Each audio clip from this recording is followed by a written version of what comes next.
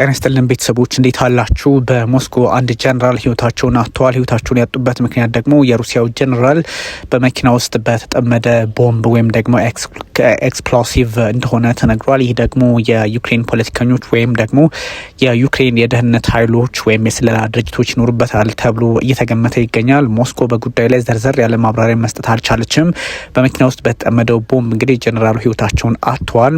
የተለያዩ የዓለማችን መገናኛ ብዙኃን በዋናነት አርቲን ጨምሮ ሀሳቡን እያጋሩት ይገኛል። በተለያየ አጋጣሚ የሚታይና የሚተነተን ቢሆንም የሩሲያ የምርመራ ኮሚቴ ከፍተኛው ጀነራል ህይወታቸውን ማጣታቸውን አረጋግጧል። ከዚህ ባሻገርም ኢንቨስቲጌሽኑ ተጠናክሮ እንደቀጠለ ወይም ምርመራው በተለያየ አቅጣጫ የሚታይ መሆኑን አስቀምጧል። በደቡባዊ የሞስኮ ክፍል ነው እንግዲህ በርካታ ተሽከርካሪዎች ሳይቀሩ ወድመዋል፣ ዳሜጅ ሆነዋል።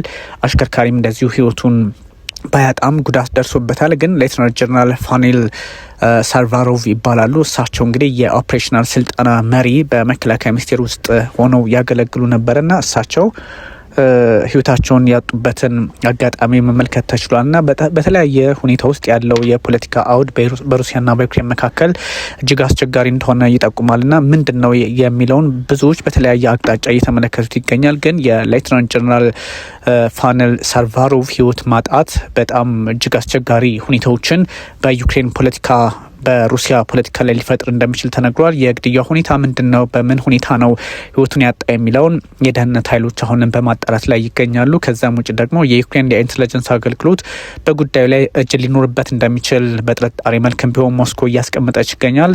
እንግዲህ ሳርቫሮቭ በመከላከያ ውስጥ ለከፍተኛ ባለሙያዎች ስልጠናን በማዘጋጀት እንዲሁም የተለያዩ ኃላፊነቶችን በመውሰድ የሚታወቁ ነበሩ።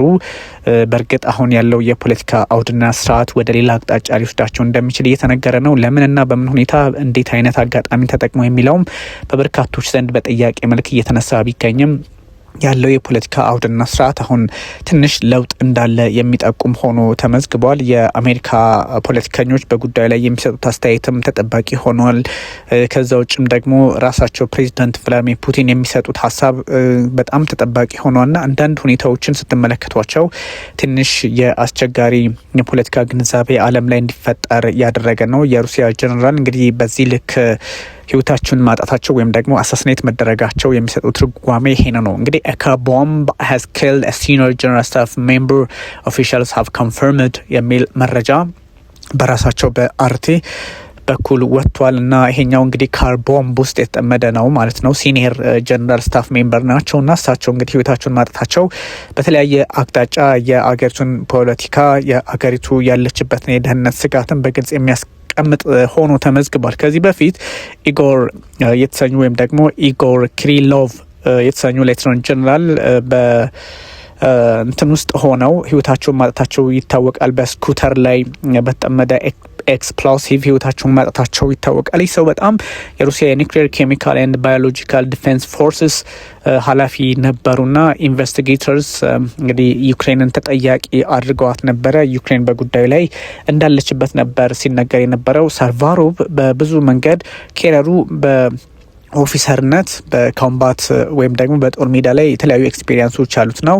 ዲሪንግ ሂዝ ካውንተር ቴሮሪዝም አክሽን ኢን ሳውዘርን ራሽያ በደቡባዊ ራሽያ በ1990ዎቹና እንግዲህ በ2000ዎቹ በነበረው በደቡባዊ ራሻ ከዚህ ከጸረ ሽብር ጋር በተገናኘ በወሰዷቸው እርምጃዎች ያኔ የተለያዩ ታይትሎችን ማግኘት የቻሉ ነበሩ። ብዙ ስራዎችም ነበራቸው። እንግዲህ በዲፌንስ ሚኒስትሪ ዌብሳይት አማካኝነት የ56 ዓመት ሰው ነው።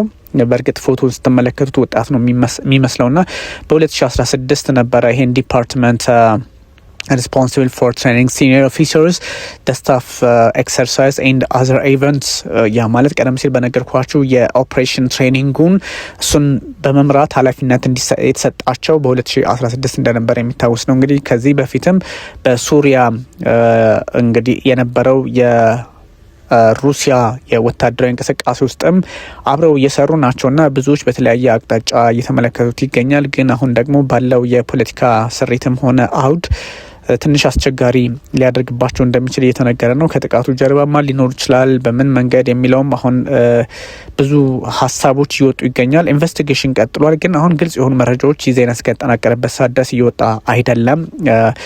ሩሲያ የኢንቨስቲጌሽን ኮሚቴ ወይም ኢንቨስቲጌቲቭ ኮሚቴ ሪፖርቱን መንደይ ላይ እንደሆነ ኢታድ ኦፕን አን ኢንቨስቲጌሽን ጥቃቱ እንዴት ተፈጸመ፣ በምን ሁኔታ፣ በምን አጋጣሚ የሚለውን ምርመራ እያደረገበት እንደሆነ ተነግሯል። ይሄ ደግሞ በእርግጥም ፖለቲካውን በተለያየ አቅጣጫ ለማየት እድል ይፈጥራል። ግን የሩሲያ ፖለቲከኞች አሁን ባለው ሁኔታ አስቸጋሪውን ጊዜ መቋቋም ይችላሉ ወይስ አይችሉም የሚለውንም እንደዚሁ ፈተና ውስጥ ሊያስገባባቸው ይችላልና አንዳንድ ሰዎች በሚያስቀምጡት ብቻ ሳይሆን ባለው የፖለቲካ ስሪትና አውድ ልክ ብቻ ሊቃኝ የሚችል ነውና የሩሲያው ፕሬዚዳንት ቭላድሚር ፑቲን ምን ሊሉ ይችላሉ በጉዳዩ ላይ የሚለውም ተጠባቂ ነው። ከዛም ውጭ የአሜሪካ ፖለቲከኞች ሀሳብ ይሰጣሉ ተብሎ ይታሰባል። ዩክሬንም ኃላፊነት ትወስዳለች ወይስ አትወስድም የሚለውን እንደዚሁ በተለያየ ስሌት ውስጥ ሆኑ ሰዎች የተመለከቱት ይገኛልና በጣም በቅርብ ሰዓታት የሆነ ስለሆነ ትንሽ ዘርዘር ያሉ መረጃዎችን ማግኘት አስቸጋሪ ሆኗል። የሩሲያ ጀነራል እንግዲህ በካር ቦምብ በተጠመደ ማለት ነው ህይወታቸውን ማጣታቸው እጅጉን አነጋጋሪ ሆኗል። የዓለም ፖለቲከኞችን በተለያየ አጋጣሚ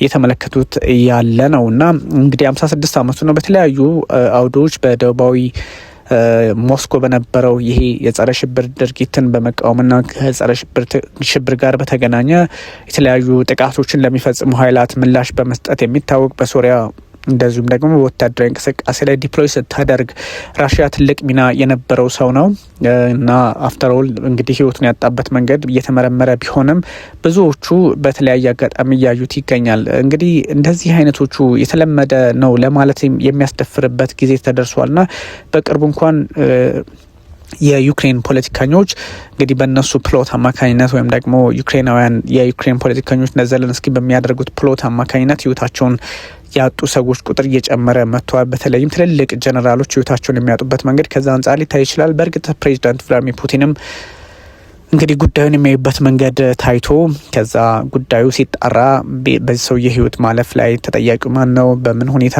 የሚለውን ማየትም ያስፈልጋልና ብዙ ጥያቄዎች ሊነሱ ይችላሉ። ከዚህ ቀደም የነበሩ ድርጊቶችን የዩክሬን ሀዝና ኮመንትድ በጉዳዮች ላይ አሁን ባለበት ሁኔታ ግን ከዚህ በፊት የነበሩትን አንዳንድ ጉዳዮችን ማስተሳሰር ግን በጥቃቱ ላይ የተለያዩ ኃይሎች ሊኖርባቸው እንደሚችል ግልጽ ነው። ሩሲያ እንግዲህ በ2022 ፌብሩዋሪ ላይ ጥቃት ስትሰነዝር ወይም ደግሞ ጦር ስታዘምት በዩክሬን ላይ እንደዚህ አይነት ሁኔታዎች በተደጋጋሚ እንዲሰነዘሩ ወይም ደግሞ በተደጋጋሚ ጥቃት እንዲፈጠር እየተደረገ ይገኛልና በተለይም ደግሞ በካር ቦምብ አማካኝነት ሞስኮ ላይ በ2004 ባለፈው አመት ሞስኮ ላይ ጀነራል ኢጎር ክሪሎቭ ያው የስኩተር ጉዳይ ቢሆንም እሳቸው ህይወታቸውን ማጣታቸው ይታወሳል። ከዛም ባሻገር የጀነራል ዮሮስላቭ ሞስካሊክ የሚባሉ ደግሞ ጀነራል እሳቸውም ደግሞ እንደዚሁ በቦምብ በስኩተር ሳይሆን እሳቸው ደግሞ መኪና ውስጥ በተጠመደ ቦምብ ፈንድቶ ህይወታቸውን ማጣታቸው ይታወሳልና እነዚህ ሁሉ ግምቱ ሲገቡ የዩክሬን ፖለቲከኞች እጅ አለበት የለበትም የሚለው እንዳለ ይሆናል። ግን የሩሲያም ራሷን የምትጠብቅበትን እድል እንዳልፈጠረች የሚያሳይ ነውና ይሄ ሁሉ ብዙ መልካም ነገሮች ሊኖሩ ይችላሉ ተብሏል። ከዛ ውጭ ደግሞ የፕሬዚዳንት ዶናልድ ትራምፕ ልዩ መልእክተኛ በመካከለኛው ምስራቅ ከፕሬዚዳንት ቭላድሚር ፑቲን ጋር በተለያዩ ጉዳዮች ላይ እንደተወያዩ ሲነገር ነበረ። ይሄ ደግሞ ምንድነው የሚለውንም በተለያየ አቅጣጫ ሰዎች እንዲመለከቱት አድርጓል። ግን የፖለቲካ አውድን ብቻ ሳይሆን አንዳንድ ሁኔታዎች እጅግ አስቸጋሪ መሆናቸውንም ታሳቢ ማድረግ ያስፈልጋል የሚለውን ለማንሳት ነው። እናንተ ብዙ ነገሮች ልታነሱ ትችላላችሁ። ምክንያቱም ይሄ የሩሲያና የዩክሬን ጦርነት ብቻ ሳይሆን የሩሲያና የምዕራቡ ዓለም የሆነ መጥቷል። የሰሜን አትላንቲክ የጦር ጥምረት አባላት ሩሲያ ላይ የሚሰነዝሩት ጥቃት ወይም ደግሞ በሩሲያ ላይ የሚያነሱትን ጥቃት አጠናክሮ የሚቀጥል ሌላ አቅጣጫ የሚያሳይ ብዙ አውዶችን ስርዓቶችን በበጎም በመጥፎም ሊያስመለክት የሚችል ነውና እንደዚህ አይነት ጊዜያትን ማሰብ ብቻ በቂ ነው ተብሎ ባይታሰብም ግን የሩሲያው ፕሬዚዳንት ቭላድሚር ፑቲን ደግሞ የሚሰጧቸው አስተያየቶች ተጠባቂ ናቸው።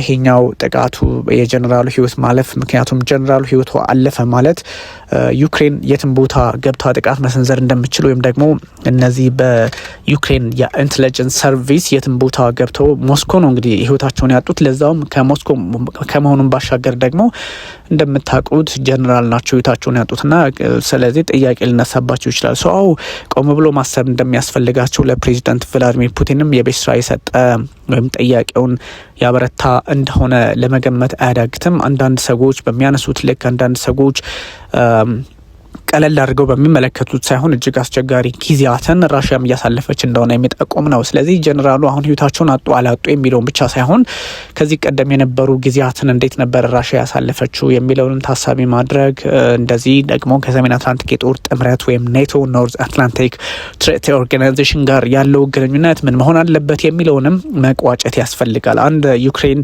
በዚህ ልክ በሞስኮ ፖለቲካ ውስጥ ከፍተኛ ጫና እየፈጠረች ከሆነ የጀነራሎች ህይወት ማለፍ ላይ እሷ የምትኖርበት ከሆነ እንግዲህ ያው ምርመራው ስለቀጠለ ነው። ይሄኛው የሚረጋገጥ ከሆነ በእርግጥም ራሳቸው ፕሬዚዳንት ቭላዲሚር ፑቲን ጥያቄ እንዳለባቸው እሳቸውም ደህንነታቸውን የመመርመር ያ ማለት በእርግጥ አሁን ከጥቃቱ ጀርባ የትኛው ኃይል አለ? ማነው በጉዳዩ ላይ መፍትሄ ሊሰጠው የሚችለው?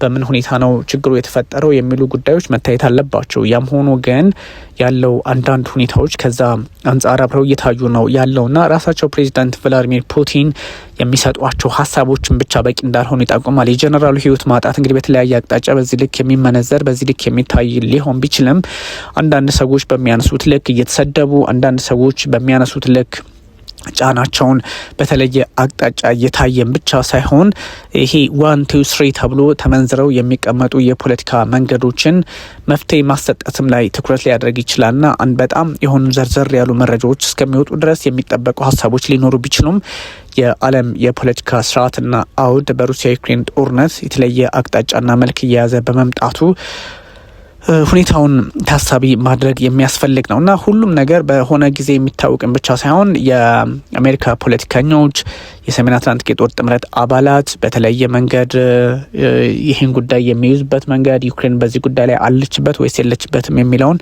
ታሳቢ ማድረግም ለነገሮች እንደ መፍትሄ ይቆጠራልና ብዙ ሀሳቦች ሊነሱ ይችላሉ። እንግዲህ በደንብ ሀሳቡ ዳብሮ ሲመጣ ደግሞ የተለያዩ ሀሳቦችን አጋራችኋለሁ። እናንተ የተለያዩ ጥያቄዎች ካሏችሁ ጥያቄዎቻችሁን መጠየቅ ትችላላችሁ። እንግዲህ ኮሜንት የምትሰጡም ኮሜንት ስጡ። ፖዚቲቭም ኔጌቲቭም አየዋለሁ። ኔጌቲቭ ኮሜንት የምትሰጡ ያን ያህል አሳሳቢ አይደለም። እናንተ የምትሰጡት ሀሳብ ማለት ምንም ከምንሰራው ስራ ጋር ጫና ውስጥ ሊያስገባ የሚችል አይደለም። ኦፍ ኮርስ ግን ሁሉም ነገር በባላንስ ነው የምሰራው።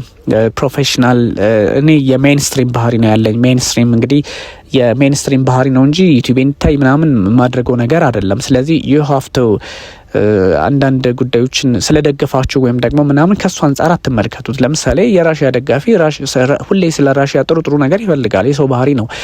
ከዛ ደግሞ የዩክሬን የሚደግፍ ሰው የዩክሬን ጥሩ ጥሩ ነገር እንዲወራ ይፈልጋል። እዛ ላይ እንኳን ሩቅ ብንሆን የመካከለኛው ምስራቅ ላይ የፍልስጤም ደጋፊ ስለ ፍልስጤም ሁሌ ጥሩ እንዲነገር ይፈልጋል፣ ወይም ደግሞ ተጎዱ እንዲል ይፈልጋል። የእስራኤል ደግሞ እስራኤል የምትፈጽመው ጥቃት ልክ ነው እንዲባለት ይፈልጋል። ስለዚህ በሁለቱም በኩል ትንሽ የተለያየ እንትን ሊኖር ይችላል። ግን እኛ what is happening on the ground መሬት ላይ ያለውን ሀቅ ሁሌ ነው የምነግራችሁ። መሬት ላይ ያለው ይሄ ነው የምላችሁ። ከዛ ውጭ ያለው የመተርጎም ያለ መተርጎም it's your right, it's up to you። ግን አንዳንድ ሰዎች ደግሞ በዚህ ልክ የተንሻፈፈ ነገር እንዲኖራችሁ አልፈልግም። ምክንያቱም ወይ ጥያቄውን ጠይቃችሁን ያጠራላችኋለሁ እንደዚህ ስለሆነ እንደዚህ የሀፍቱ ማለት ነው። ስለዚህ ለምሳሌ እስራኤል ውስጥ 100 ሰው ህይወቱን ቢያጣ እስራኤል ውስጥ 100 ሰው ህይወቱን አጣ ብለን መስራት አንችልም እንዴ? እንችላለን። I have a right።